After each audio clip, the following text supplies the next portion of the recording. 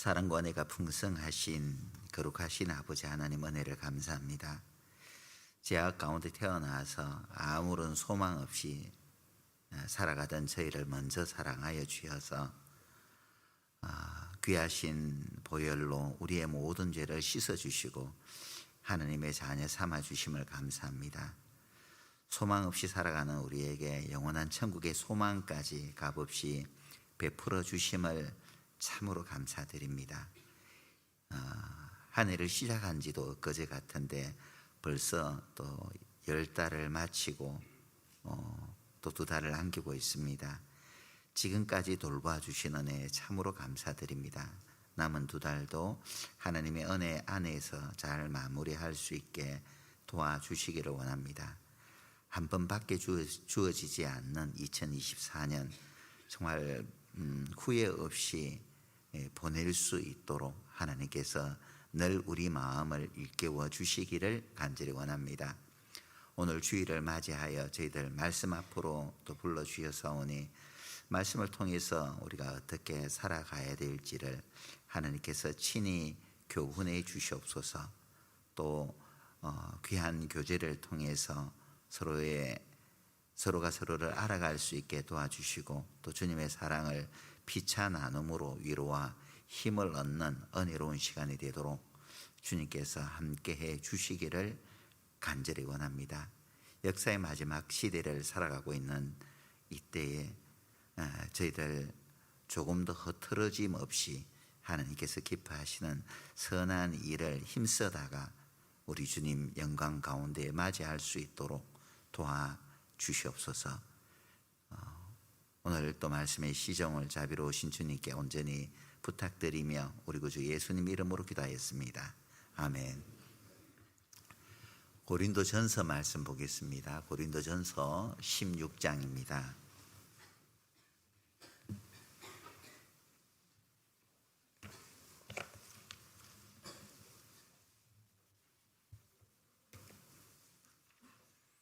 (16장) 14절입니다. 짧은 구절인데요, 우리 함께 읽어보도록 하겠습니다. 너희 모든 일을 사랑으로 행하라. 그 옛날 오래된 가사 노래가 있는데 사랑하는 말보다 더 좋은 건 없을 걸, 그런 노래 가사 기억나는지 모르겠습니다. 1000만 번 들어도 기분 좋은 말, 뭐라고요? 사랑해. 그죠? 어떤 아내가 남편한테 사랑한다는 말을 듣고 싶어서 이제 궁리궁리 하다가 여보, 세상에서 가장 뜨거운 바다가 무슨 바다인 줄 알아? 하니까는 가장 뜨거운 바다는 적도 있는 바다가 가장 뜨겁지, 그거 말고 적도 바다가 가장 뜨거운데 또 다른 바다가 있어, 그거 말고 있잖아 하니까는 곰곰이 남편이 생각하다가 자꾸 꼬치꼬치 물으니까는 열받아 하더래요.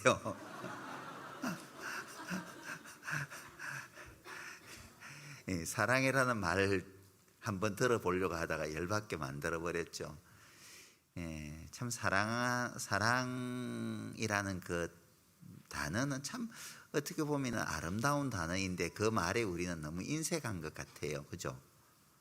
오늘 저녁에 집에 돌아가서 형제님들 아내 꼭 붙잡고 사랑해 말 한마디만 들어도 아내는 참 마음이 큰 위로가 되고 용기를 얻을 건데 그 말이 참 인색해. 우리 자녀들도 마찬가지예요. 자녀들한테 한 번씩 부모 입장에서 말해요. 아빠 사랑해요 말 들으면 하루 종일 기분 좋거든요. 근데 그 말이 너무 인색해. 우리 자녀들도. 우리 큰아들은 좀 가끔씩 하더라. 어쨌든 그런 말 들으면 되게 부모는 기분 좋거든요. 오늘 돌아가서 우리 중고등부 학생들도 아빠 사랑해요, 엄마 사랑해요 말 한마디 해봐요. 그러면 용돈 두둑하게 받을걸. 그래요. 우리가 사막을 걸어가도요, 사랑하는 사람과 함께 그 사막을 걷는다면은 힘들지 않게 그 사막 또한 건널 수 있다고 하죠. 참 그런데 우리가 하나님의 사랑을 입고도 참 사랑에 인색하지는 않을까, 우리 스스로를 한번 돌아봤으면 합니다. 크고 작은 모든 교회 안에서는 우리 속에 죄성이 있으니까 나름대로 어떤 여러 가지 문제들이 다들 조금씩은 있죠. 살아있기 때문에 문제가 있지 않을까 생각을 해요. 우리 몸이 살아있기 때문에 많은 세균들이 함께 기생을 하잖아요. 그런데 이제 면역력이 있기 때문에 그 세균들을 우리가 능히 또 이겨낼 수도 있습니다. 죽은 지 오래돼 버리면은 세균이 기생해봐야 아무런 도움이 득될 것도 없으니까 기생하지도 않아요. 살아있기 때문에 그나마 이제 기생을 하는 거죠. 교회 가운데도 교회를 통해서 복음의 역사가 일어나니까 마귀는 어때요? 마귀가 가장 두려워하는 것이 교회잖아요. 왜? 교회를 통해서 마귀의 권세가 깨어져 가니까. 그래서 마귀는 어떻게 해서든지 간에 교회 가운데 침투해서 어쨌든 하나님의 역사를 방해하려고 하는 그런 일을 계속 역사 가운데 진행해 왔고 지금도 진행하고 있죠. 성경의 고린도 전서를 읽어보면은 지금 우리 교회에 있는 문제가 고린도 교회에도 있구나 하는 것을 아마 발견하게 될 겁니다. 고린도 전후서를 읽어보면은 이 시대의 모든 교회에서 일어날 만한 그 문제들은 고린도 교회가 다 갖고 있음을 볼 수 있습니다. 고린도서 시작이 어떤 것으로 시작되냐면은 형제 자매들 간에 서로 마음이 나눠지는 것으로부터 시작되어져요.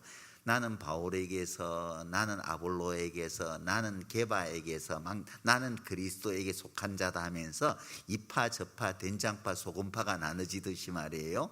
고린도 교회도 이파 저파가 나눠지는 분쟁의 문제가 있었거든요.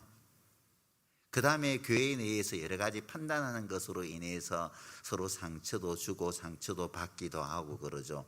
또 고린도 교회도 또 마찬가지로 형제 자매들 간에 판단하는 문제로 인해서 여러 가지 어려움을 겪기도 했습니다.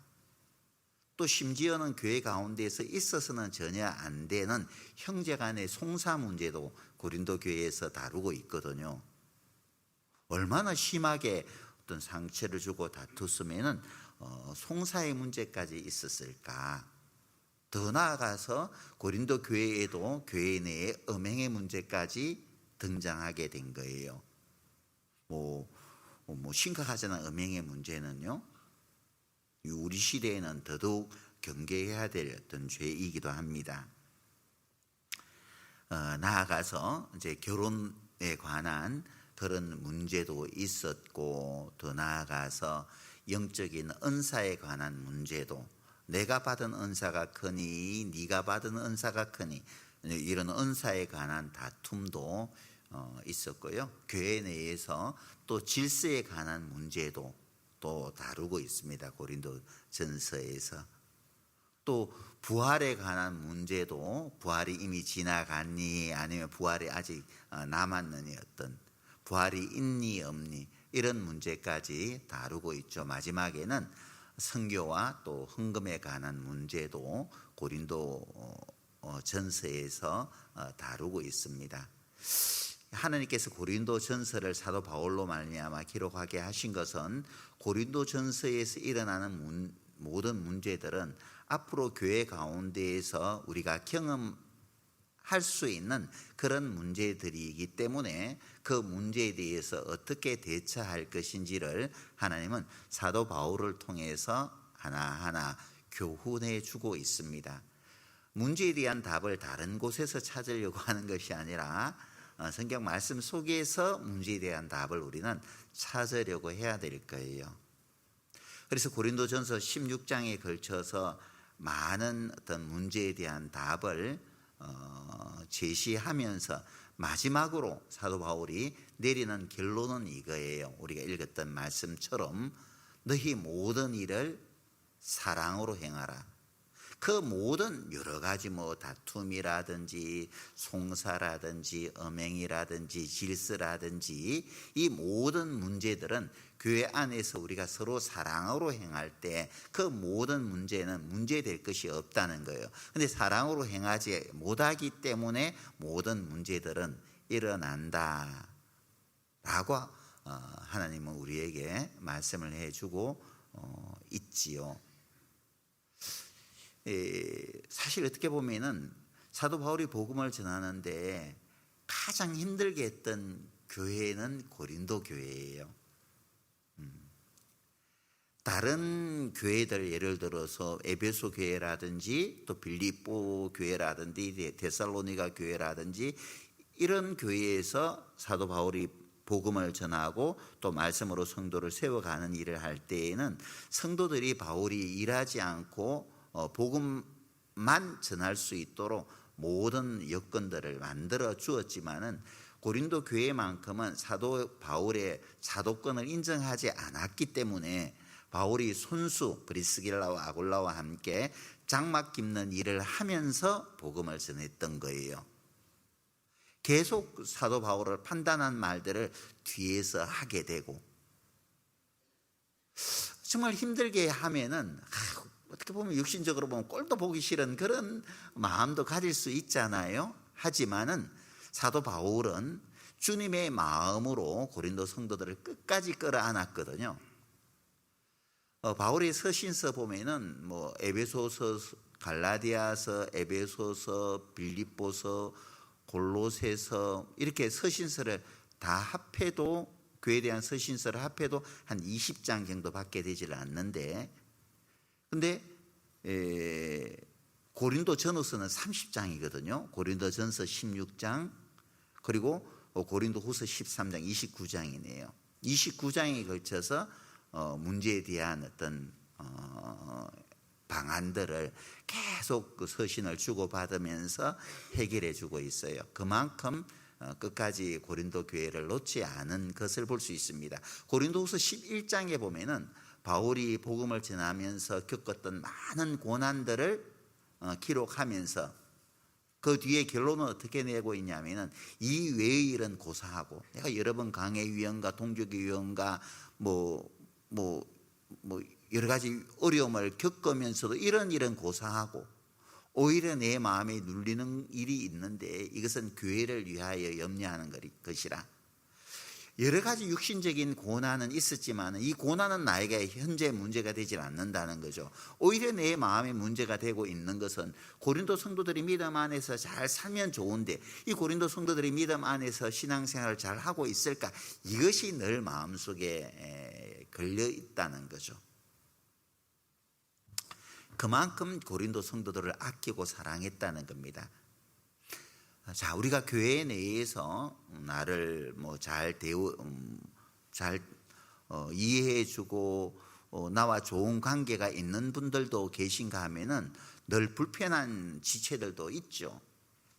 근데 하나님께서는 우리에게 하시는 말씀이 너희 모든 일을 사랑으로 해. 사랑으로만 우리가 모든 일을 보고 또 사랑으로만 행한다면은 문제될 게 사실 없대. 부부간의 문제도 사랑이 식어지니까 부부간에도 문제가 생기는 거잖아요.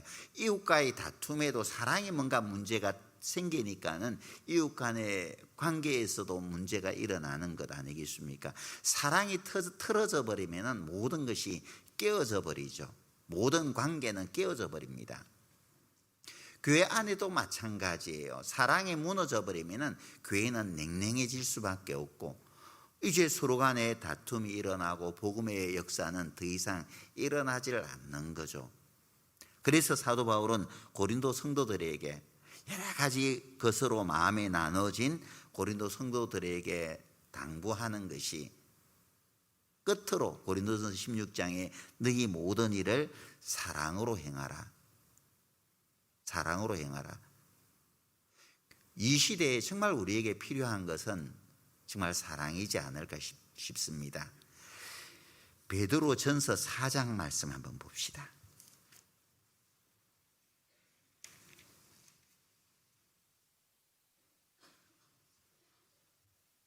4장 7절입니다. 4장 7절입니다. 만물의 마지막이 가까웠으니 그러므로 너희는 정신을 차리고 근신하여 기도하라. 8절은 같이 읽겠습니다. 무엇보다도 열심으로 서로 사랑할지니 사랑은 허다한 죄를 덮느니라. 만물의 마지막이 가까웠으니 무엇보다도 열심으로 사랑할지니, 무엇보다도 만물의 마지막에 서로 사랑하라고 말씀을 하고 계시죠. 자, 사랑이 식어져 버린다면 냉랭해질 수밖에 없는 거예요. 복음의 역사는 더 이상 일어나질 않는 겁니다. 마지막 때의 특징 가운데 하나가 뭐예요? 많은 사람의 사랑이 식어지리라라고 말씀을 하셨습니다. 사랑은 상처를 어떻게 보면은 치유해 주는 거죠. 상처를 감싸주는 것이 사랑이잖아요. 우리는 역사의 마지막 시대에 마지막 어떤 영적인 전쟁을 치르고 있는데, 영적인 전쟁을 치르다 보면 상처를 입을 수밖에 없어요. 그러면 상처를 입었다면 이 상처를 주막에서, 교회에서 치료를 받아야 된단 말이에요. 교회에서. 우리가 교회에서 치료받지 못하고 어디에서 이 상처를, 내상을 입은 것을 치료할 수 있겠습니까?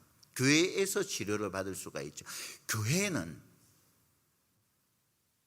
우리 삶 가운데 가장 편안한 곳이 되어야 돼요. 안 그래요? 교회 오면 뭔가 즐겁고 뭔가 쉼을 얻고 그러잖아요. 뭐 상처난 심령들이 형제님이 한 주간 살면서, 자매님 한 주간 살면서 힘들었지요. 그래요. 자매님 위해서 기도하고 있었어요. 뭐 형제님 위해서 기도하고 있었어요. 뭐 힘든 일 없었어요. 이리 오세요. 뭐 커피 한 잔 사드릴게요. 뭐 정말 사랑으로 모든 어떤 피로가 해소될 수 있는 그런 공간이 되어야 되잖아요. 그래서 교회에 오는 그 시간이 어떻게 보면 그려지고 즐거워야 되잖아요. 근데 교회 오면은 오는 순간부터 긴장이 되고 또 사람들이 이목이 신경이 쓰이고 말이죠. 그렇게 되면 안 되잖아요. 그리고 오히려 교회에서 상처를 받고 또 돌아서게 하면은 절대 안 되잖아요.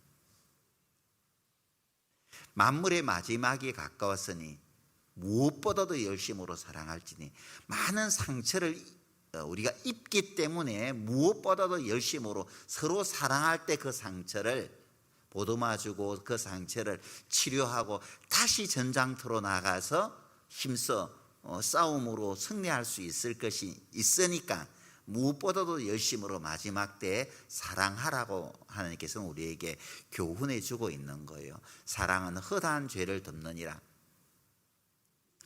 우리 가운데 완벽한 사람이 있어요? 만일 우리가 죄 없다 하면 스스로 속이고 진리가 너희 가운데 거하지 아니하거니와, 만일 우리가 스스로 죄 없다고 하면 나는 전혀 어떤 형제 자매들에게 잘못하는 거 없어, 형제 자매에게 판단거리를 전혀 주질 않아, 그런 분들 계셔요? 없잖아요. 저도 그래요. 하나님이 주시는 외형이 그래요. 모습이 그래요. 너무 반듯합니다. 너무 반듯하다 보니까는 굉장히 날카로워 보이나 봐요. 그래서 식구들이 이제 저만 보면은 목사님 무서워요 이야기 한동안 참 많이 들었거든요. 구미교회 와서는 좀 낫지요.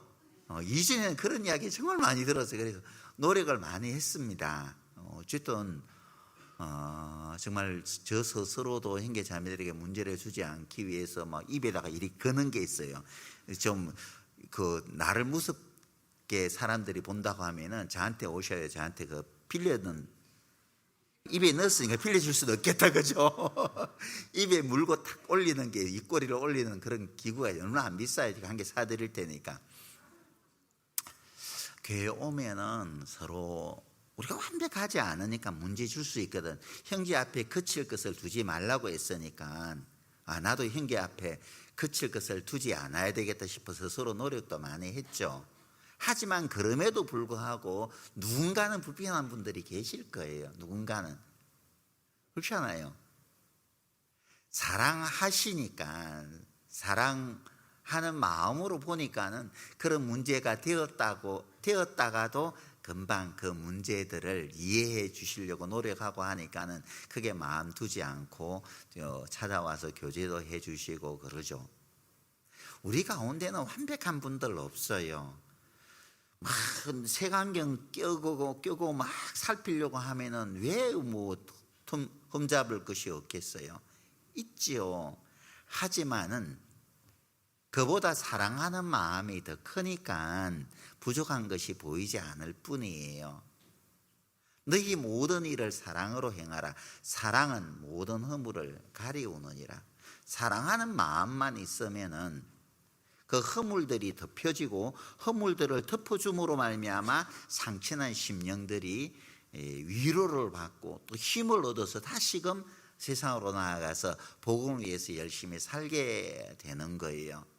그러니까는 마지막 때의 마귀는 하나님께서 값없이 주신 사랑을 식도록 만들지만은 식어진 그 사랑을 우리는 다시 회복시켜야 되는 그런 책임을 가진 사람들이죠. 요한복음 13장 34절에 보면은 새 계명을 너희에게 주노니 너희가 서로 사랑하라 그랬잖아요. 서로 사랑하라는 계명은 율법 속에도 있습니다. 내 이웃을 내 몸과 같이 사랑하라. 율법에도 이미 있어요. 내 하나님을 사랑하라. 율법에도 있습니다. 그런데 예수님이 왜 새 계명이라고 말씀을 하셨을까? 율법에 이미 있는 계명인데 왜 내가 새 계명을 주노니 너희가 서로 사랑하라. 왜 새 계명이라고 했죠? 이미 율법에 사랑하라는 말이 있는데 왜 이 계명을 새 계명이라고 말씀을 하셨을까?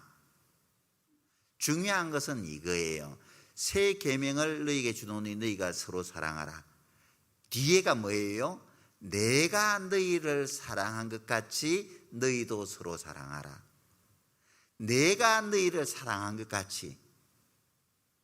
주님이 나를 사랑한 같이 사랑해야 되기 때문에 그것이 새 계명인 거예요. 주님이 나를 사랑하신 그 사랑은 무조건적인 사랑이잖아요. 이유 없이 나를 사랑하셨어요. 우리가 아직 죄인 되었을 때 그리스도께서 우리를 위하여 죽으심으로 하나님께서 우리에게 대한 자기의 사랑을 확정하셨느니라. 우리가 아직 죄인 되었을 때, 하나님과 원수 되었을 때, 본질상 진노의 자녀이었을 때 하나님이 우리를 먼저 사랑하셨어요. 너희를 사랑하는 사람만 사랑한다면은 그런 사랑은 세상 사람들도 사랑하지 않느냐? 나를 좋아하는 사람을 사랑하는 것은 누구나 할 수 있는 거예요. 하지만은 주님은 말이죠, 주님을 잠시 후에 은삼십에 팔아버릴 가룟 유다에게도 아무런 내색하지 않고 떡을 떼어주시고 가룟 유다의 발마저도 씻어주셨죠. 너 날 팔자에 나한테는 떡 안 줘 하면은요, 베드로가 어떻게 했어요? 너가 우리 주님을 판다고 바로 그 칼집에서 칼을 뽑아버렸을 거예요. 그렇잖아요. 근데 전혀 내색하지 않고 가룟 유다에게도 떡을 떼어주고 가룟 유다의 발까지도 예수님께서 씻어주셨단 말이에요. 사랑은 이거죠. 내가 너희를 사랑같이 그렇게 사랑하라는 겁니다. 우리가 정말 그렇게 사랑하기는 쉽지 않잖아요. 그런데 주님께서 우리에게 명한 것은 새 계명을 너희에게 주노니 내가 너희를 사랑같이 사랑하라. 그 계명을 우리는 지켜야 될 의무가 있는 거예요. 내가 할 수 있는 것은 순종하고 내가 할 수 없는 것은 내가 근본적으로 죄인으로 태어났으니까 어쩔 수 없어. 육신에 살아있으니까 어쩔 수 없어. 그렇게 타협을 하면 안 돼요. 그래서 사도 바울은 어떻게 했어요? 나는 날마다 죽노라. 안 되기 때문에 계속 자기 자신을 굴복시켰던 거예요. 안 되지만은 할 수 있기를 계속 육신을 꺾어 내려갔던 거예요. 날마다 자기 자신을, 안 되는 자기 자신을 붙잡고 야곱처럼 하나님과 씨름을 했던 거예요. 하나님 정말 할 수 있게 해주세요. 왜 내가 이것까지 끌어안을 수 없어요? 때로는 누군가가 정말 미워질 때가 있죠. 할 수 있거든 너희는 모든 사람으로 평화하라. 로마서 12장에 그렇게 말씀을 하셨잖아요.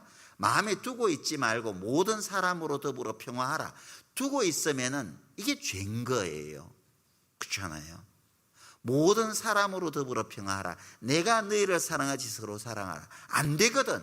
육신이 살아있기 때문에 이게 좀처럼 안 돼요.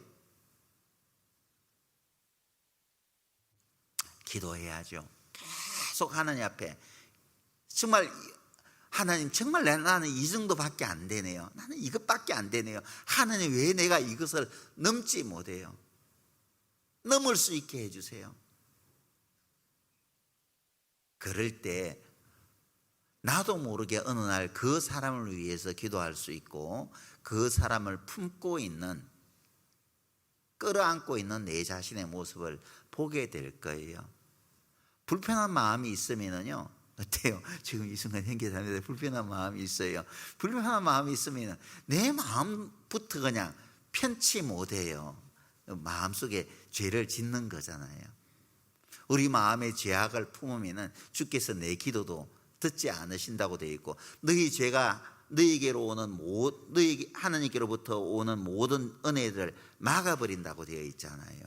죄가 하나님께로부터 오는 은혜를 막아버리는 거예요. 그런 어떤 장애물들을 하나하나 치워버려야 되죠. 갈라디아서 5장 한번 봅시다.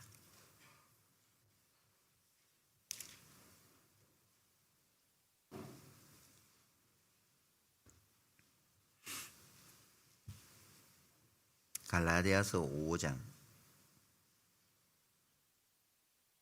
13절.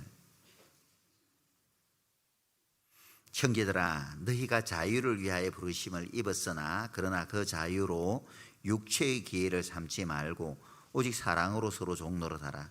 온 율법은 내 이웃 사랑하기를 내 몸같이 하라 하신 한 말씀에 이루었나니 만일 서로 물고 먹으면 피차 멸망할까 조심하라. 자유를 위하여 부르심을 입었으나, 하나님께서 우리에게 참된 자유를 주셨죠. 참된 자유를 주셨어요. 그러나 그 자유로 육체의 기회를 삼지 말고, 예전에는 마귀에게 사로잡혀서 마귀의 종으로서 우리가 평생 살았잖아요. 근데 우리를 하나님께서 긍휼히 여기셔서 마귀의 권세로부터 우리를 해방시켜서 참 자유를 주셨어요. 하나님의 자녀로서. 진리를 알지니 진리가 너희를 자유케 하리라. 하나님의 복음의 말씀을 깨달음으로 말미암아 우리가 참된 자유를 얻게 된 거예요. 이제 하나님께서 내 모든 죄를 영원히 용서해 주었으니까, 영원히 용서해 준 것은 내 마음대로 살라고 용서해 주신 것이 아니잖아요. 우리에게는 새 법이 생긴 거예요. 그게 뭐예요? 주님의 법이거든요. 성령의 법이거든요. 성령이 내 마음속에 거하시면서 정말 옳지 못한 일을 행하게 할 때에는 하나하나 간섭하시는 것을 우리는 느끼게 됩니다. 내가 하나님의 자녀로서 정말 이렇게 살아갈 때 하나님께서 기뻐하실까? 새로운 법이 항상 나를 송사하는 거예요. 율법에서부터는 벗어났지만 새 법이 우리 마음속에 있는 거예요. 성령의 법이 우리 마음속에 있는 겁니다. 자유로 그 육체의 기회를 삼지 말고 앞으로 지을 죄까지 다 용서해 주셨으니까 내 마음대로 살자, 그게 아니잖아요. 천국만 가면 됐지, 그렇게 생각하는 분들은 없지 않습니까? 자유로 육체의 기회를 삼지 말고 사랑으로 어떻게 하라고요? 서로 종노릇하라. 사랑으로 서로 섬기며 사랑으로 서로를 끌어안고 복음을 위해서 협력하며 살라는 그런 말씀이잖아요. 사랑으로 서로 섬기라는 겁니다. 그래서 예수님께서 십자가에 못 박히시기 전날 제자들에게 처음으로 교훈해 준 게 뭐예요? 허리에 수건을 동이시고 제자들의 발을 씻기시는 그 일부터 하셨잖아요. 여러 가지 의미가 있지만은 그 여러 가지 의미 가운데 섬김의 교훈도 있습니다. 내가 너희에게 행한 것 같이 너희도 서로 행하게 하려 하여 본을 보였다. 그런데 말씀으로만 교훈해 주신 것이 아니라 실제 몸소 행함으로 제자들에게 귀한 교훈을 안겨주신 거예요. 발을 씻는다는 것은 섬기는 거예요. 예수님 당대에는 누가 발을 씻어요? 종들이 주인의 발을, 상길의 발을 씻는 겁니다. 형제 자매들 앞에 나를 낮추고 사랑으로 섬길 것을 우리에게 교훈해 주고 있는 거죠. 사랑으로 섬길 것을 교훈해 주고 있는 겁니다. 14절에 온 율법은 내 이웃 사랑하기를 내 몸같이 하라 하신 말씀에 이르렀나니, 내 이웃 사랑하기를 내 몸같이. 우리는 그래요. 어떤 사람을 어떤 평가함에 있어서 어떤 기준으로 평가하냐면은 굉장히 FM대로 올곧게 다 평가합니다. 고든 자를 써요. 율법대로 딱 판단합니다. 왜 판단하면 안 된다고 했는데 왜 판단해요? 왜 정죄하면 안 된다고 왜 정죄하고 있어요? 딱 곧대로만 다른 사람한테는 딱 고든 자를 씁니다. 근데 자기에게 적용시킬 때는요, 구번자를 쓰거든요. 뭐 그럴 수도 있지 뭐. 자기에게는 관대해요. 하지만 타인에게는 그렇지 못하단 말이에요. 내 이웃 사랑하기를 내 몸같이. 정말 항상 내 관점에서만 생각할 것이 아니라 상대방의 관점에서 한 번 더 서서 생각해 보고 이해하려고 애를 쓰고, 그러면 사실 어떻게 보면 문제될 것이 없는데 한 번만 더 상대방의 입장에서 서서 생각해 보면 문제될 것이 없는데 내 기준에서만 이제 바라보다 보니까는 또 그리고 그 사람의 입장에서 서서 생각해 보려고 하는 그런 마음이 없다 보니까는 여러 가지 마음속에 문제가 되는 그런 일들도 참 많이 있죠. 남자들이 가지는 생각하고 여자들이 생각하는 그런 것하고 참 많이 차이가 있죠. 왜냐하면 남자하고 여자하고 기질 자체가 다르거든요. 남자들은 어때요? 뭐 처자식을 먹여 살려야 되기 때문에 간단 명료한 것을 좋아해요. 결론 자체를 남자들은 좋아한단 말이에요. 길게 뭔가 질질 끄는 것은 남자들이 빨리빨리 일을 처리하고 또 다른 일을 해야 되기 때문에 끊고 맺듯이 빨리빨리 결론 내는 것을 남자들은 좋아해요. 그래서 남자들은 야구 경기 좋아하잖아요. 그죠? 그건 결론이 나는 거니까. 9회 말까지 가면은 누가 이겼다, 뭐 9대 5인지 뭐 8대 0이 되든 결론이 나는 거예요. 축구를 또 남자들 좋아하잖아요. 뭐 1대 0인지 2대 0이 딱 결론이 나는 것들이니까. 여자들은 뭐 뻔히 뭐 누가 한 편에 이기겠지, 뭐 결과만 보면 되지, 뭐 그거 몰라고 밤새도록 뭐 스포츠를 보냐 그러잖아요. 근데 남자들은 그렇지 않거든요. 재밌거든요.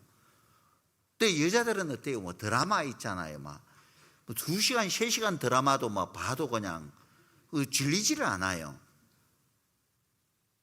남자하고 여자하고 틀린 거예요. 근데 이제 여자들이 어떤 힘들고 어려운 이야기를 하면은 좀 들어만 줘도 되는데 여자의 입장이 서서 말이에요. 또 뭐 여자들은 하루에 3만 개 정도 단어가 머리에서 나온다고 하거든요. 남자들은 7천 개 단어밖에 안 나온다 그래요. 그럼 7천 개 단어는 회사에서 다 쏟아버렸기 때문에 집에 들어오면은 고갈 상태인 거예요. 아무것도 없어. 텅 비어 있는 거예요. 근데 누군가가 말을 시키잖아요. 짜증 나거든요. 말 안 대꾸를 안 해주든지 그렇게 한단 말이에요. 여자들은 하루 종일 집안에 있다 보면 말을 3만 개 단어를 풀어야지 오늘 저녁에 잠을 자는데 3만 개 단어를 풀지 못하니까 남편이 오면은 이제 물 만난 거예요. 그러면 막 이런저런 이야기를 하는데 남편은 반응이 없어. 그러면 이제 짜증 나거든요. 날 사랑하지 않나 보다. 그런데 여자의 아내의 입장에서 한번 사랑으로 생각해주고 또 남편의 입장에서 또 생각해주면 문제될 것이 없는데 항상 내 기준에서 생각을 하다 보니까는 이제 문제가 일어나는 거죠. 그렇죠? 부부간에도 교회 안에도 마찬가지예요. 내 기준에서 바라보는 거예요. 상대방의 입장에서 한번 서서 생각해 보면 문제될 것도 없는데, 그래서 내 기준으로 바라보다 보니까는 왜 저 형제는 그렇고 저 자매는 그렇고 마음속에 여러 가지 문제들이 이제 일어나는 거죠. 서로 물고 먹으면 피차 멸망할까 조심하라. 서로 물고 먹으면은, 그래서 저 형제는 저 자매는 왜 그래 해서 서로 헐뜯고 비방하고 비난하고 이러면은요 서로 망하는 거예요. 마귀의 노림수죠, 이런 것들은.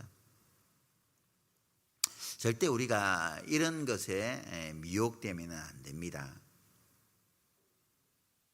요한 1서 한번 보죠. 3장.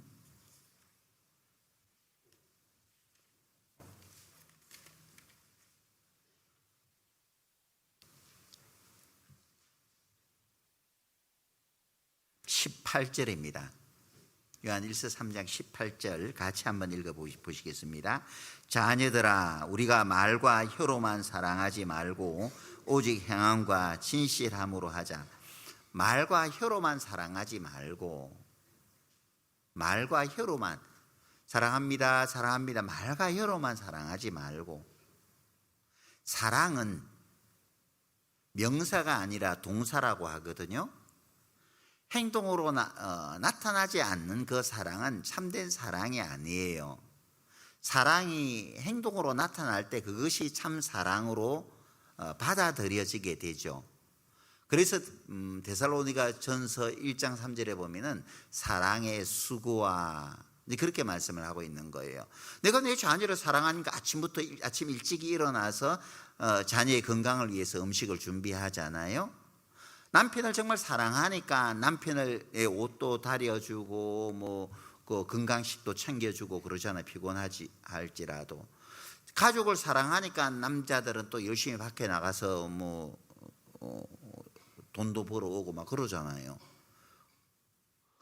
사랑하는 가족을 부양한다는 어떤 그런 마음이기 때문에 수고롭게 느껴지질 않는 거예요. 사랑의 수고를 아끼지 않는 거죠.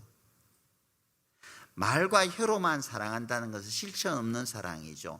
행함과 진실함으로 하자. 사랑의 수고를 사람들에게 나타내는 거예요. 오늘 1층에서 지금 주방에서 열심히 말씀도 못 듣고 봉사하고 있죠.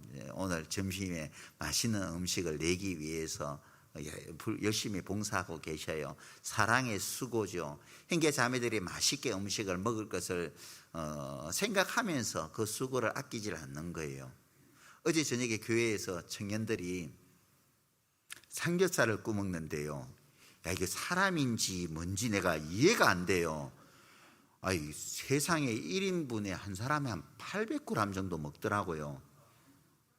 그것만 끝난 게 아니라 1인분에 800g 먹었죠. 라면을 갖다가 16봉 끓여서 16봉 라면 먹죠. 밥을 이렇게 하나를 해가지고 또 후라이팬에다 볶아 먹더라고. 그렇게 먹는 거 내가 난생 처음 봤거든요. 이게 사람인지.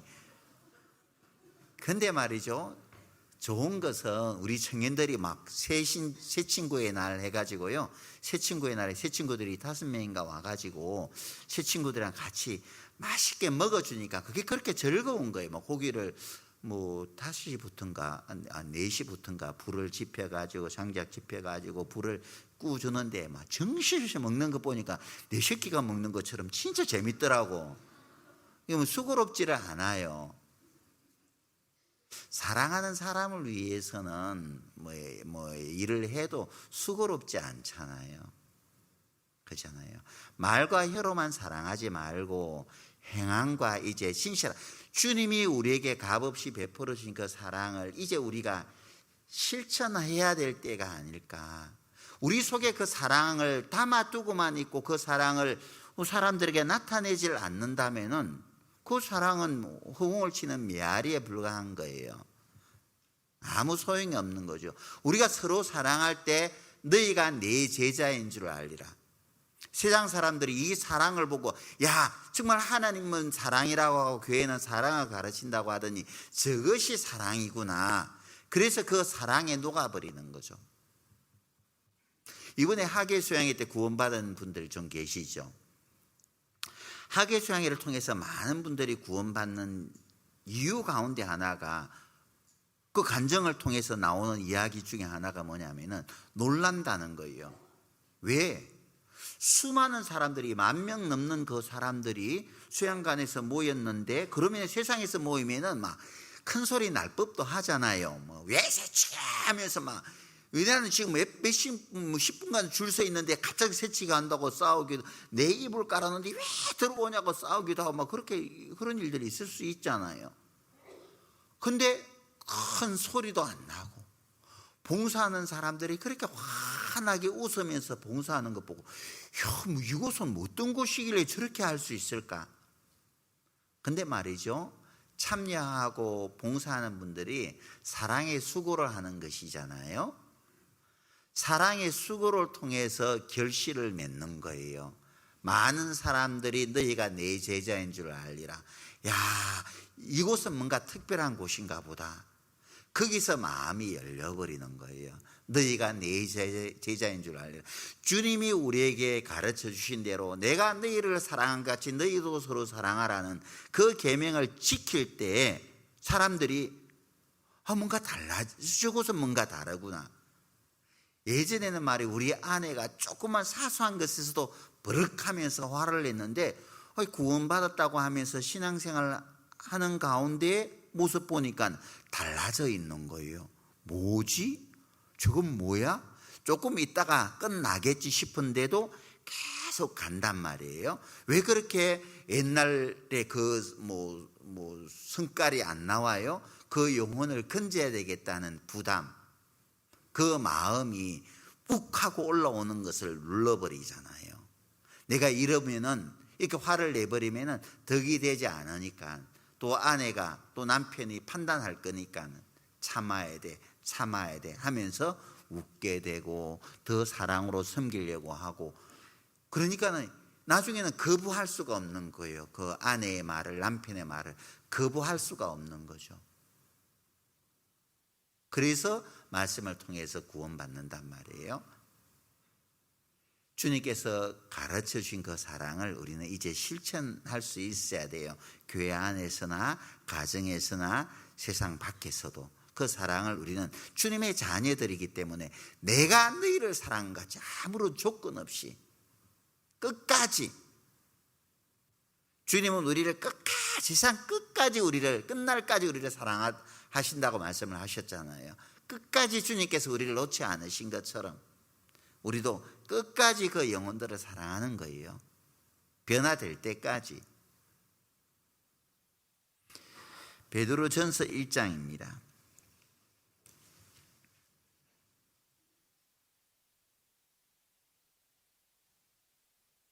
1장 22절입니다.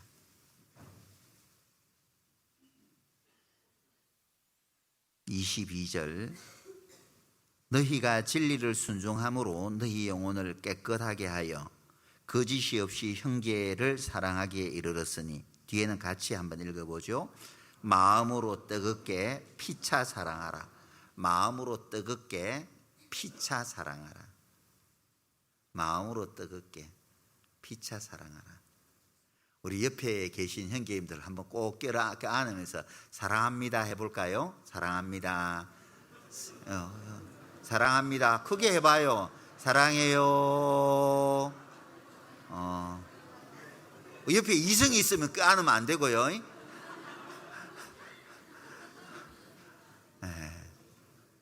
집에 가서도 자녀들 껴안고 사랑해, 또 아내와 남편을 갖고 사랑해. 오늘은 꼭 그렇게 사랑을 표현해 보세요. 마음으로 뜨겁게 피차 사랑하라.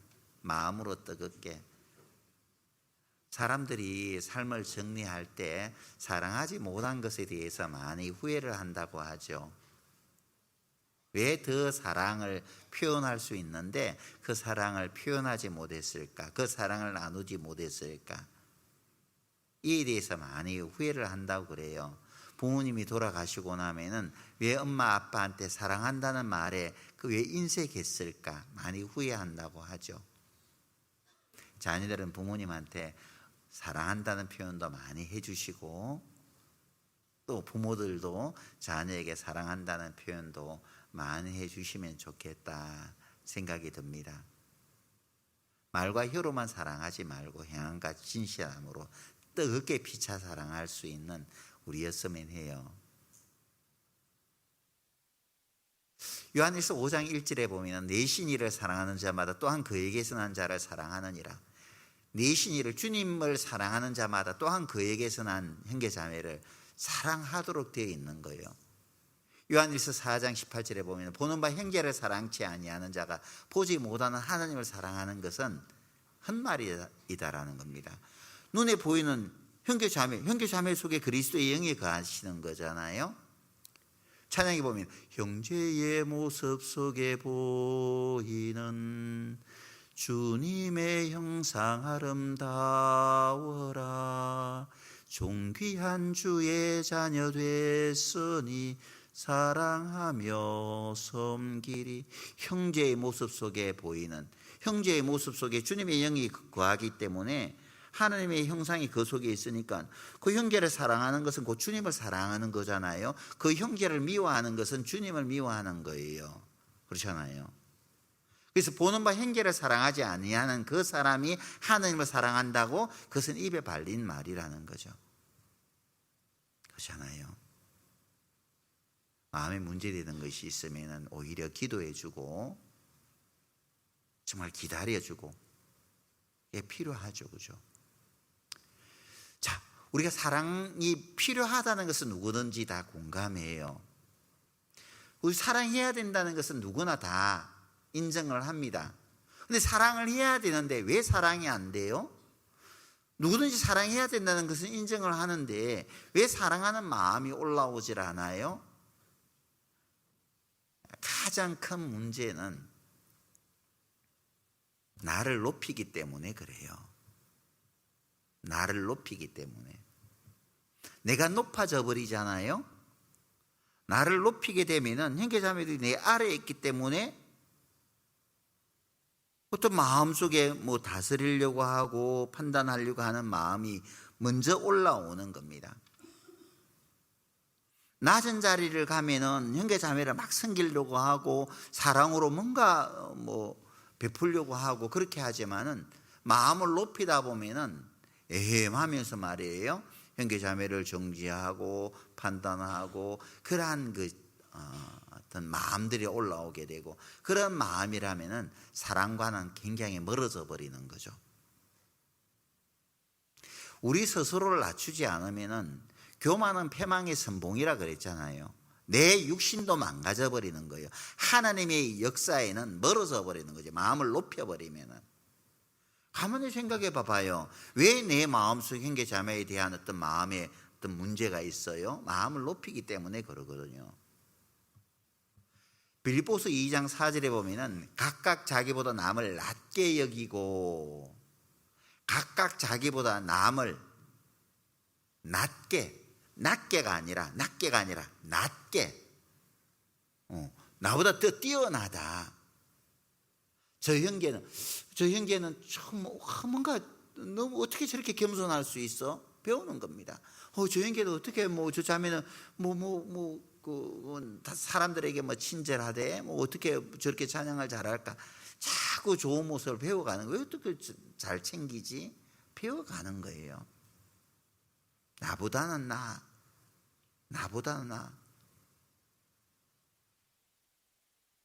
배우려고 하는 사람들은 작은 곤충에게서도 어떤 것을 배우려고 하죠. 그죠? 배우려고 하는 겁니다. 하지만은 다 되었다고 생각하는 사람들은 배울 게 없는 거예요. 내가 다 가르쳐야 되지. 사자성어에 삼인행에 필요아사언이다라는 사자성어가 있습니다. 세 사람이 길을 걷다 보면은 그 가운데 반드시 서성이 있다는 거거든요. 정확한 의미는 세 사람 다 내 삶의 서성이라는 거예요. 어떤 사람은 자랑만 하고, 어떤 사람은 남을 헐뜯기만 하고, 어떤 사람은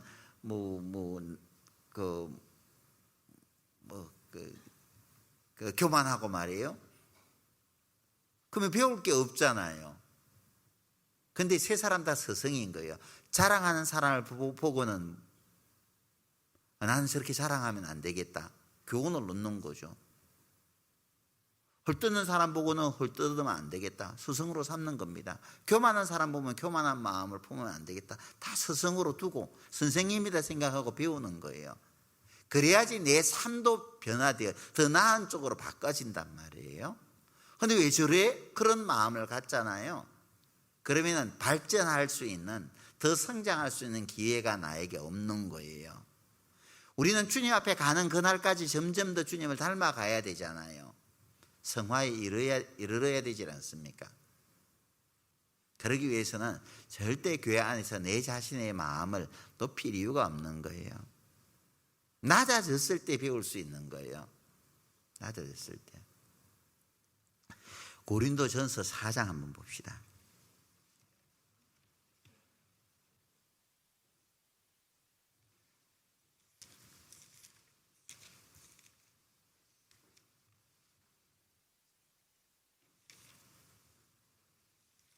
(4장 3절입니다) 너희에게나 다른 사람에게나 판단받는 것이 내게는 매우 작은 일이라. 나도 나를 판단하지 아니하노니 내가 자책할 아무것도 깨닫지 못하나 그러나 이를 인하여 의롭다함을 얻지 못하노라. 다만 나를 판단하실 이는 주시니라. 그러므로 때가 이르기 전 곧 주께서 오시기까지 아무것도 판단치 말라. 그가 어둠에 감춘 것들을 드러내고 마음의 뜻을 나타내시리니 그때에 각 사람에게 하나님께로부터 칭찬이 있으리라. 고린도 성도들은 사도 바울을 판단했잖아요. 근데 판단하는 것으로 인해서 사도 바울은 조금 더 문제되지 않겠다고 이야기를 하는 겁니다. 너희들이 나를 판단할지라도 나는 그에 개의치 않을 거야. 나도 나를 판단하지 않아. 왜? 나를 판단하실 분은 주님이시기 때문에 너희들이 판단하는 그 판단은 나에게 문제가 되질 않아. 그리고 나도 나를 판단하지 않아. 온전히 나를 볼 수 있는 분은 하나님 한 분밖에 없으니까. 주님이 오시면, 그가 나타나심이 되면 모든 것을 다 드러낼 건데 완벽하지 못한 우리가 무엇으로 판단할 필요가 있겠냐,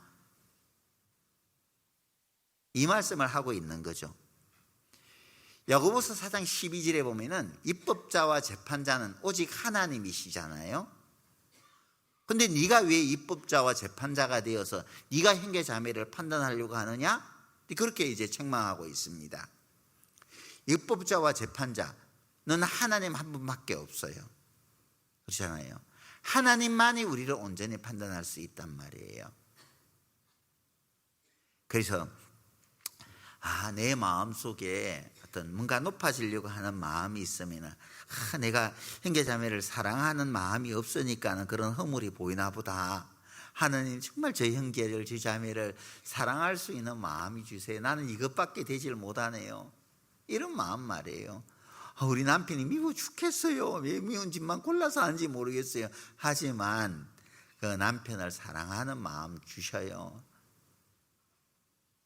그리고 그 남편을 어떤 위해서 내가 기도하고 어떻게 하면 남편의 삶이 바꿔질 수 있을까 하나님 지혜 주셔요. 계속 기도하고 하다 보면은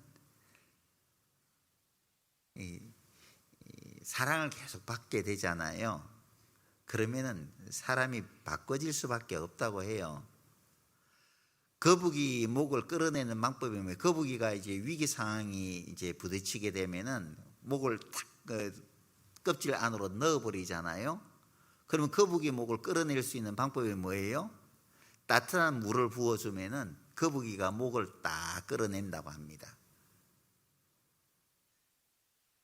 자, 사랑은요, 숨는 사람들을 밖으로 끌어내는 힘이 있는 거예요. 바람과 태양이 나그네 옷 벗기는 게임을 했잖아요. 내기를 했잖아요. 누가 이겼어요? 센 바람이 불면은 옷이 금방 벗겨질 줄 알아서 바람은 세게 바람을 불었지만은 어때요? 나그네는 옷을 더 꽉 껴안잖아요. 근데 말이에요, 뜨거운 태양빛을 비춰주니까 어때요? 이 나그네가 그냥 절로 옷을 벗어버리잖아요. 사랑은 사람의 마음을 여는 그 힘이 있는 거예요. 아내의 다친 마음을, 남편의 다친 그 마음을, 형제자매들의 다친 그 마음을 여는 힘은 사랑에 있는 거예요. 사랑이 식어지니까, 그리고 식어진 그 자리에 교만함이 올라오니까는 이제 형제자매들의 이런저런 문제들이 눈에 들어오게 되고, 그리고 그 들어오게 되니까는 형제자매들을 판단하는 마음까지도 나아가게 되는 거죠. 잠언 10장 12절에 보면은 미움은 다툼을 일으켜도 사랑은 모든 허물을 가리우느니라. 미움은 다툼을 일으킨단 말이에요. 마음속에 미워하는 마음이 있으니까 그 어떤 조그마한 실수라든지 그 어떤 허물이라든지 이런 것이 크게 보이는 거예요. 사랑하는 마음이 있으면 뭐 하다 보면 그럴 수도 있지, 실수할 수 있지. 실수하지 않는 사람이 어디 있어. 아이, 그것을 가지고 문제 삼으면 안 되지. 그렇게 한단 말이에요. 근데 사랑하는 마음이 있으면 그것도 못해? 왜 그래가지고 문제를 일으켜가지고 이렇게 일을 복잡하게 만든데? 이렇게 돼버리는 거잖아요. 참 이중잣대를 사용한단 말이에요. 사랑한 모든 허물을 가리오니라. 허물을 덮어주는 자는 사랑을 구하는 자요, 그것을 거듭 말하는 자는 친한 벗을 이간하는 자니라. 잠언 17장 9절에서 그렇게 말씀을 하셨습니다. 허물을 덮어주는 자는 사랑을 구하는 자요, 그것을 거듭 말하는 자는 친한 벗을 이간한다고 말씀을 하고 있는 겁니다. 형제자매들이 때로는 실수할지라도 조용히 그것을 사람들에게 떠벌려서 뭐 좋아질 게 뭐가 있고, 그 형제자매를 그 내리 깔아서 나에게 득될 게 뭐가 있어요? 그렇잖아요. 허물이 있어도 그 허물을 조용히 덮어줄 수 있는, 그 노아가 말이에요, 홍수 이후에 포도주에 취해버렸잖아요. 먹고 취해버렸잖아요. 노아가 잘못한 것은 잘못이었죠. 첫째 원인은 제공했죠. 그런데 함이 아비의 벌거벗은 모습을 보고 조용히 아비의 벌거벗은 모습을, 허물을, 벌거벗은 몸을 덮어주면 되는데 말이죠. 그것을 형제간들에게 아버지도 노만 걸렸나 봐. 그래서 이제 술을 대낮에 왜 아버지는 술을 마신대? 술을 마시면 점잖게 마시지, 술 그렇게 마시고 옷을 홀라당 벗고 계시네? 이야기를 해버린 거예요, 형제간들에게. 그런데 셈과 야벳은, 두 아들은 그렇게 하지 않았죠. 뒷걸음질 치며 들어가서 아버지의 벌거벗은 몸을 옷으로 덮고 조용히 나왔단 말이에요. 노아가 깬 후에 어때요? 함을 저주하자는 그 사실을 알고. 그죠? 교회 안에서 허물이 나오면은요, 허물이 있으면은 그 허물들을 조용히 덮어주면 돼요. 우리 가운데 완벽한 사람 없어요. 스펄전 목사님에게 어떤 청년이 찾아왔대요. 목사님, 제가 지금 다니고 있는 교회는 제가 다닐 곳이 아닌 것 같아요. 좀 교회가 좀 그런 어떤 형제 자매들이 다툼도 없고 그냥 평안한 어떤 그런 교회가 없어요. 우리 교회는 너무 문제가 많은 것 같아요. 하니까 스펄전 목사님이 허허 웃으면서, 나도 그런 교회를 찾고 있네. 그런 교회를 찾거들랑 나에게 꼭 이야기해 주게. 그러나 청년은 그 교회 가면 안 돼. 그렇게 이야기를 했답니다. 세상에 완전한 교회는 없어요. 여러 가지 부족한 부분들이 교회 가운데 있죠. 그런데 사랑으로 그 모든 것을 감싸주니까는 문제가 되질 않는 거예요. 문제는 그 문제를 삼는 나에게 문제가 있는 거예요. 항상 어떤 것이 보이면은 그런 부분들을 위해서 내가 더 기도하고, 또 그리고 그를 위해서 내가 같이 정말 마음을 모아주고, 그런 것이 필요하죠. 그죠? 그리고 왜 우리가 사랑하지 못하느냐 하면은, 사랑은 오래 참고 모든 것을 바라며 모든 것을 견디느니라. 조금 기다리면 되는데 말이죠. 기다리면 되는데 성급하게 모든 것을 결론 내리려고 하다 보니까는 나 안 돼, 도저히 나는 받아들일 수 없어. 조금 이해하려고 기다려보고 말이죠. 또 들어도 보고 하면 좋은데 그냥 딱 눈앞에 드러나는 것만 보면서 모든 일을 이제 결론을 내려고 하니까는 사랑할 수가 없는 거죠. 다니엘서 12장 4절에 보면 마지막 시대가 되면 사람들이 빨리 왕래하며 지식이 더하리라 라고 말씀을 하셨습니다. 급해요. 디모데후서 3장에도 마지막 시대의 특징 가운데 하나가 조급하며 그렇게 되어 있거든요. 조급해.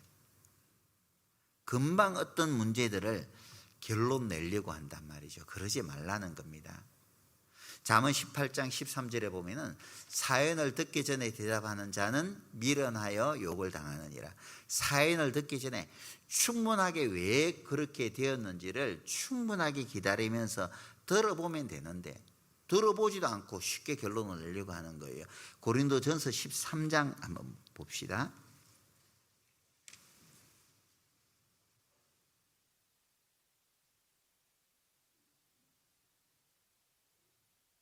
13장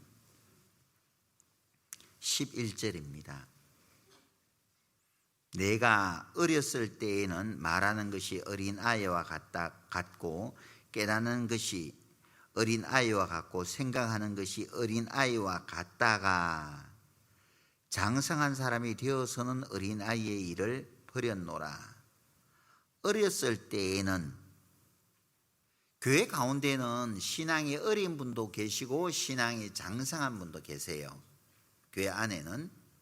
근데 어린 사람들은 말하는 것도 어린아이와 같고 깨닫는 것도 어린아이와 같이 깨닫고 또 생각하는 것도 어린아이와 같이 옹졸한 거예요. 자기밖에 모르는 겁니다. 그런데 장성하여서는 어린아이의 일을 버렸노라 그렇게 말씀을 하고 있어요. 어린아이이기 때문에 깨닫는 것이나 말하는 것이나 생각하는 것이 어린아이처럼 말하고 행동할 수 있는 거예요. 깨구리가 올챙이적 생각하지 못한다고 말이죠. 나도 어렸을 때 말하는 것이나 또 행하는 것이나 생각하는 것이 어린아이처럼 행동했었을 때도 있었거든요. 그런데 장성한 분들이 사랑으로 오랫동안 기다려 줌으로 말미암아 교회 안에서 내가 성장함으로 이만큼에 이를 수 있었던 거죠. 처음부터 내 마음과 같이 나를 왜 형제는 이렇게밖에 행동하지 못해. 구원받은 사람이라면 당연히 교제도 잘 참석하고 열심히 봉사도 하고 해야 되는데 왜 그렇게밖에 못해? 그렇게 한다면은 아직 힘이 없는 사람에게는 준비가 되지 않는 사람에게는 문제가 되는 거거든요. 문제가 될 수밖에 없잖아요. 나는 그렇게까지 할 수는 없어. 그러면서 실족하는 분들도 얼마든지 있을 수 있어요. 구원은 받았지만은 실족하는 경우들도 참 많지요. 말로 인해서.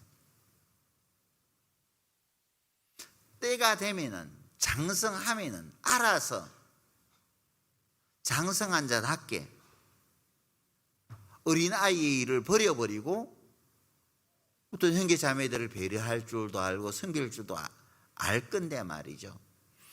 채싹이 성장하기도 전에 꺾어버리는 그런 일을 해서는 우리가 안 되잖아요. 기다려주면 되는데 왜 조급하게 먼저 꺾어버리려고 해요? 황금알을 낳는 거위 이야기 알죠? 거위가 알을 낳았는데 황금 알을 낳아버린 거예요. 거위가 황금 알을 낳네? 그래서 다음 날에 일어나니까 또 황금 알을 낳아버렸어. 야, 이 거위 뱃속에는 얼마나 황금 알이 많을까? 빨리 황금 알을 내가 다 빨리 이제 차지해야 되겠다 싶어서 거위를 잡아버렸잖아요. 배를 딱 그어보니까요, 황금 알이 없는 거예요. 황금 알을 낳는 거위를 죽여버린 거죠. 때가 되면 성장해서 정말 교회 가운데 귀한 일꾼이 될 수 있는데 섣불리 왜 그렇게 행동해? 그렇게 판단하는 마음으로 말미암아, 조급한 마음으로 말미암아 얼마든지 성장할 수 있는 형제 자매들을 꺾어버리는 그런 잘못을 우리는 범해서는 안 되죠. 로마서 14장 말씀 보시겠습니다.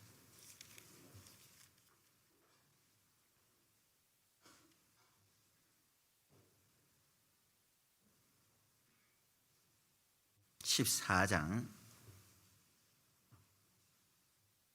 1절입니다. 믿음이 연약한 자를 너희가 받되 그의 의심하는 바를 비판하지 말라. 어떤 사람은 모든 것을 먹을 만한 믿음이 있고 연약한 자는 채소를 먹느니라. 먹는 자는 먹지 않는 자를 없이 여기지 말고 먹지 못하는 자는 먹는 자를 판단하지 말라. 이는 하나님이 저를 받으셨음이니라. 믿음이 연약한 자를 받되, 교회 가운데 믿음이 연약한 자가 있는 거예요. 그것을 있는 그대로 받되 받아주라는 겁니다. 왜 그렇게밖에 행동하지 못하냐라고 책망하기보다도 받아주라는 거예요. 믿음이 연약한 자를 너희가 받되 받아주라는 거예요. 그럴 때 교회 안에서 사랑이라는 자양분을 공급받아서 성장하는 겁니다.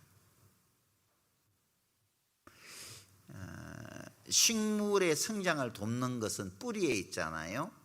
뿌리가 흙 속에 있는 이 기름진 자양분을 많이 이제 받아서 나무 가지로 이제 보내는 거잖아요.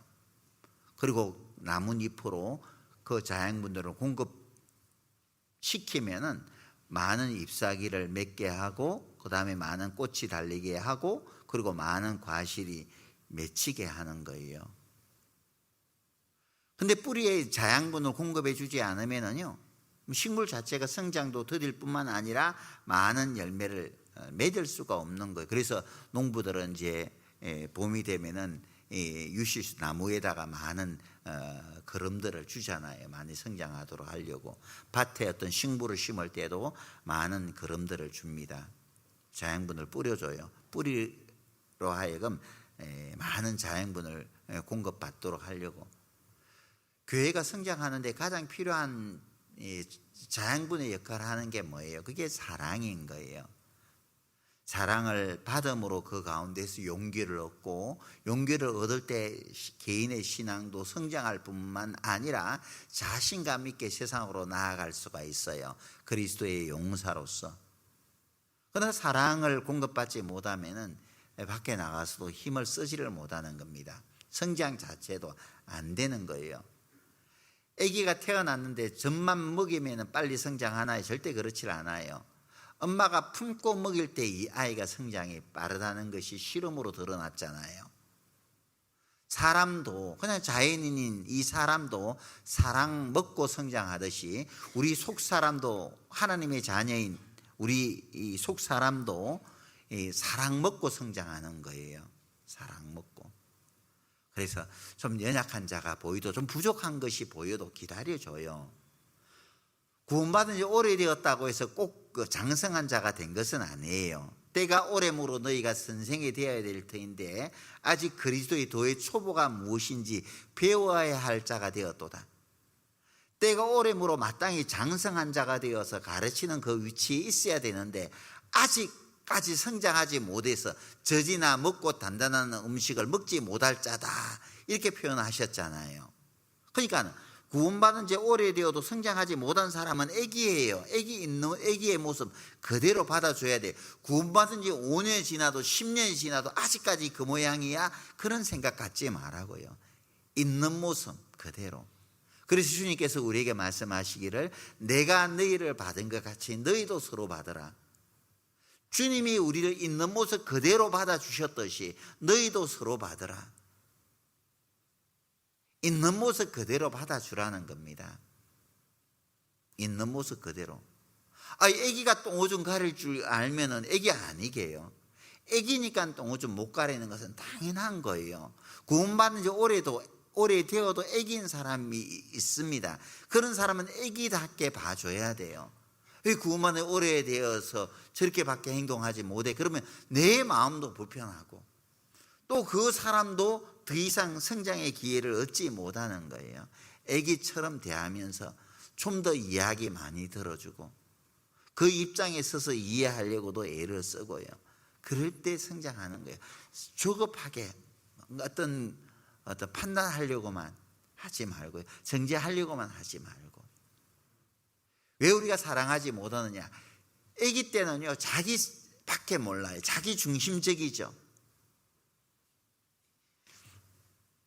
교회학교 어린 아이들에게 한 번씩 그래요. 목사님 이거 한 개 줘봐 하면 안 줘요. 감춰버려요. 나한테 주면 내가 더 맥값절로 더 맛있는 거나 줄 건데 말이에요. 안 줘. 엄마가 아이한테 사주고 엄마 좀 줘 하면 안 줘. 엄마가 사줬는데 방금 막 엄마가 사줬는데 안 줘. 이거 내 거야. 내가 돈 줘서 사줬는데 지금 이제 지 손에 있다고 자기 것이라고 한단 말이에요. 애기들은 다 다분히 이기적이에요. 그죠? 자기 중심적이에요. 성장하면은 이기적인 삶에서 이타적인 삶으로 바꿔지죠. 아직 우리는 어린아이 티를 많이 벗지를 못한 것 같아요. 그 자기 중심적으로 모든 일을 생각하고 판단하다 보니까 사랑 자체가 나가질 않는 거예요. 그 joy, 영어로 joy 있죠. joy, 기쁨이라는 말이죠. joy. 기쁨은 어떻게 해야지 우리 삶 가운데 찾아오냐? 먼저 joy, 기쁨이 찾아오기 위해서는 지저스, 하나님을 위한 삶을 살아가는 겁니다. 그 다음에 others, 다른 사람, 나를 위한 삶이 아니라 다른 사람을 위해서 내 자신을 희생시키는 거예요. 그 다음이 you예요. 그 다음이 나란 말이에요.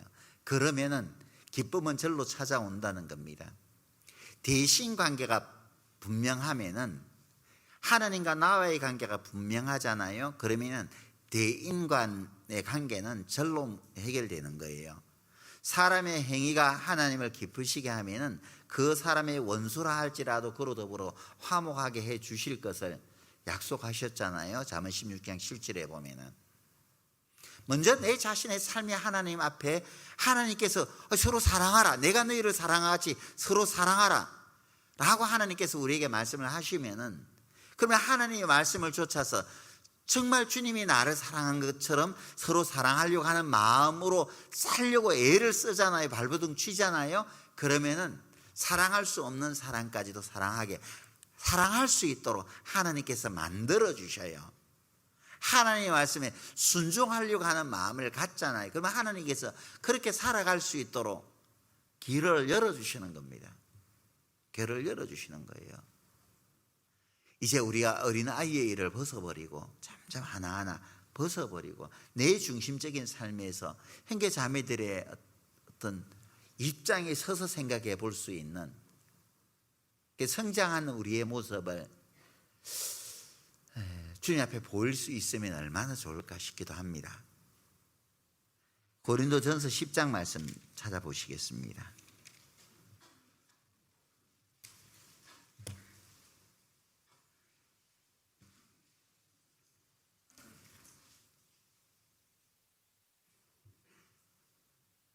(10장) 23절입니다.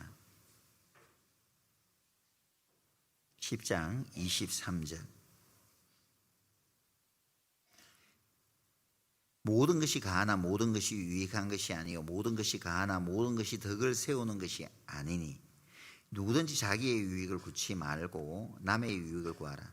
누구든지 자기의 유익을 구하지 말고, 내 중심적으로 내 편한 대로 살려고 하지 말고 남의 유익을 구하라. 다른 사람들의 유익을 먼저 생각해 볼 수 있어야 돼요. 모든 것이 가하나, 이건 나에게 문제가 없어, 이것이 정말 옳을 수도 있습니다. 그러나 모든 것이 유익한 것이 아니요 모든 것이 가하나 모든 것이 덕을 세우지 않는 일들도 있을 수 있다는 거예요. 내가 이렇게 말함으로 이렇게 행동함으로 실제 그것이 옳을지라도 모두에게 덕이 되지 않는 일들이 있을 수 있는 거예요. 덕이 되질 않는다면은 중단하라는 거죠. 중단하라는 거예요. 덕을 세운다는 표현이 좀 어렵잖아요. 다소 덕을 세운다. 근데 원어에 보면 덕을 세운다는 표현이 집을 세운다라는 표현으로 되어 있습니다. 집을 세운다. 집을 세운다는 표현으로 이 말씀을 이해하면은 쉽게 마음속에 와 닿습니다. 집을 세운다. 어떤 집을 세워요? 몸된 교회를 세워간다는 거예요. 내 중심적인 사고가 아니라 항상 다른 사람들을 먼저 배려하고 모든 사람들의 유익을 먼저 생각할 때 교회가 든든히 사랑 가운데서 하나가 되어 세워지는 거잖아요. 그렇죠? 모두의 유익을, 여러 사람의 유익을 먼저 생각할 때 교회는 사랑으로 점점 더 세워져 가는 겁니다. 세워져 가는 거예요. 더욱더 복음의 역사가 활발하게 일어난다는 거죠. 내 중심적인 사고가 아니라 다른 사람들을 먼저 배려할 줄 아는 이기적인 삶에서 이타적인 삶으로 우리는 삶의 태도를 바꿔가는 거예요. 그리고 갈라디아서 2장 20절에 보면은 내가 그리스도와 함께 십자가에 못 박혔나니 그런즉 이제는 내가 산 것이 아니오 오직 내 안에 그리스도께서 사신 것이라. 우리는 주님이 십자가에 못 박힐 때 옛날에 자연인이 나는 같이 못 박힌 거예요. 죄의 몸은 주님이 십자가에 못 박힐 때 함께 못 박혀버린 겁니다. 함께 못 박혀버렸기 때문에 그 찬송가에도 세상과 나는 간고 듣고 구속한 주만 보이도다. 세상과 나는 간고, 나는 죽어버린 거예요. 죽어버렸을 때 내 자존심까지도 같이 죽어버린 거예요. 내 자존심까지도.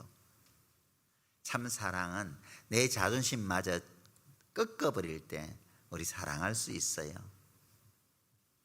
지가 나한테 잘못했는데 내가 먼저 뭘 그럴 필요가 있어. 그러지 말고요. 내가 먼저 다가가서 내가 먼저 손 내밀 수도 있어야죠.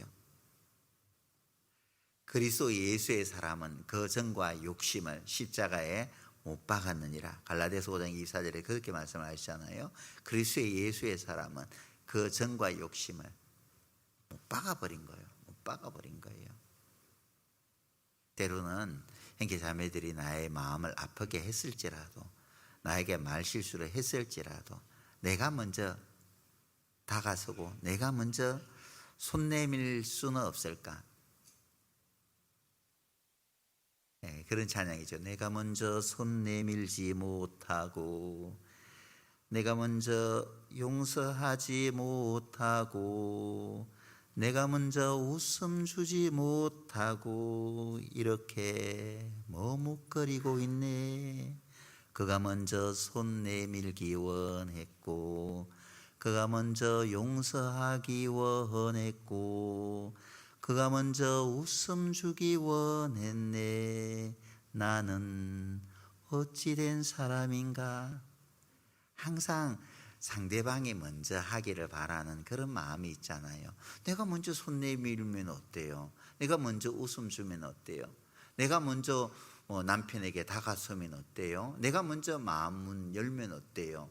괜찮잖아요. 그래서 나에게 손해볼 게 뭐가 있어요? 내가 먼저 마음을 열고 다가서는 거예요. 벽이라는 것은 한쪽에서 쌓고 있으면 자연적으로 벽이 쌓여지게 되어 있어요. 내 쪽부터 벽을 허물러 버리는 겁니다. 없애버리, 깨뜨려 버리는 거예요. 그럴 때 상대방이 보이게 되어져 있어요. 그래서 하나님 앞에 못난 내 자신의 그런 자존심도 하나하나 깨뜨려 감으로 말미암아 주님의 성품을 온전히 닮아갈 수 있는 우리였으면 좋겠다. 그런 생각을 해봅니다. 이제 우리가 주님 앞에 설 날도 이제 얼마 남지 않았어요. 얼마 남지 않았습니다. 네. 마음으로 뜨겁게 피차 사랑해도 그 사랑을 실천할 수 있는 날이 얼마 남지 않았는데, 근데 서로 갈등하고 그렇게 보내는 시간이 너무 아깝잖아요. 마지막으로 한 말씀만 찾아봅시다. 데살로니가 후서 2장입니다.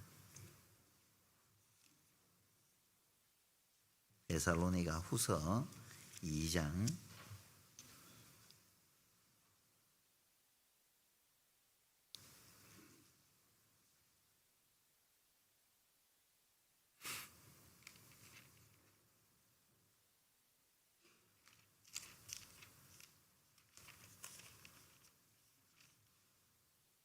2 데살로니가 전서 2장입니다. 죄송합니다. 데살로니가 전서 2장 8절입니다.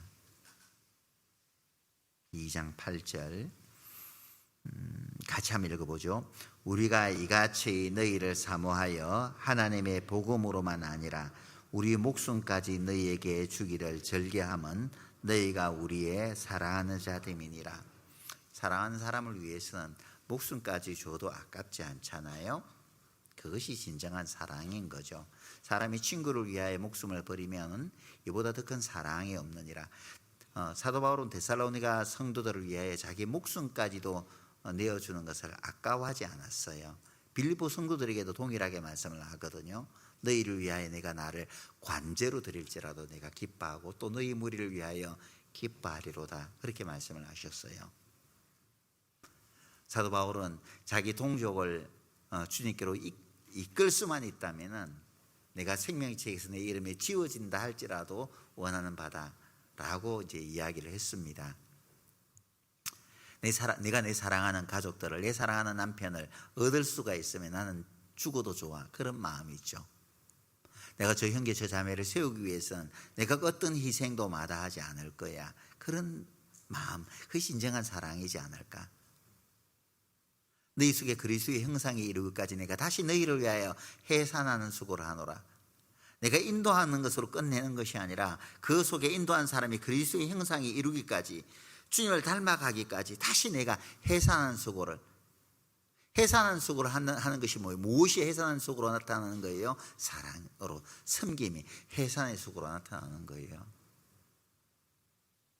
형제 자매를 세우기 위해서 커피도 사고요, 맛있는 것도 사주고, 그러면서 자꾸 교제의 즐거움을 맛보게 하는 거죠. 그러면서 성장하지 않겠어요? 그래서 주님 오실 때까지 우리가 열심으로 서로 사랑하는 겁니다. 우리가 서로 사랑할 때 교회를 통해서 복음의 역사가 더 활활 타오르겠죠. 그죠? 활활 타오를 거예요. 올해가 가기 전에 이 빈자리를 꽉 채워야 되는데, 그래요. 이제 11월 이제 대집회 딱 한 번 남았습니다. 11월 대집회, 올해 이제 마지막 대집회 한 번 남았는데, 또 내일부터는 또 청년 주간 전도 집회도 있고요. 그래서 남은 기간 동안 또 열심히 우리 사랑으로 한번 전도해 보죠. 이뤄진 영혼을 또 사랑하는 마음으로 찾아보고, 하나님께서 나에게 맡기신 그 물질로서 또 이뤄진 영혼들에게 또 선물을 아낌없이 베풀므로 말미암아 또 사랑하는 가족들을 말씀 앞으로 인도되어서 동일한 소망을, 영원한 천국에 대한 소망을 또 가질 수 있도록 해줄 수 있는 우리였으면 합니다. 네, 함께 기도하겠습니다. 사랑과 은혜가 풍성하신 살아계신 아버지 하나님, 참으로 감사드립니다. 참 사랑이 무엇인지 모른 채 살아오던 우리를 은혜로 부르셔서 하나님의 사랑을 깨달아 알게 해주시고, 그 사랑을 우리 마음속에 심어주셔서 주님 주신 그 사랑으로 모든 것을 사랑할 수 있는 마음을 또 힘을 주심을 감사합니다. 너희 모든 일을 사랑으로 행하라고 우리에게 교훈해 주신 것처럼 교회 안에서나 가정에서나 또 사회에서도 모든 일을 사랑으로 행할 수 있는 우리가 되게 도와주시기를 원합니다. 우리가 서로 사랑함으로 많은 사람이 우리가 주님의 제자임을 볼 수 있도록 주님께서 우리 마음을 변화시켜 주시기를, 또 하나님의 뜻 말씀에 순종할 수 있는 마음을 주시기를 또 기도합니다. 내일부터 있을 또 중고등부 청년의 전도 집회, 또 연이어 있을 중고등부 집회, 또 그리고 대집회에 이르기까지 하나님께서 크신 은혜와 사랑으로 역사해 주셔서 하나님의 크신 구원의 역사가 또 11월에도 풍성하게 일어날 수 있도록 도와주시기를 간절히 바라며 우리 구주 예수님 이름으로 기도하였습니다. 아멘.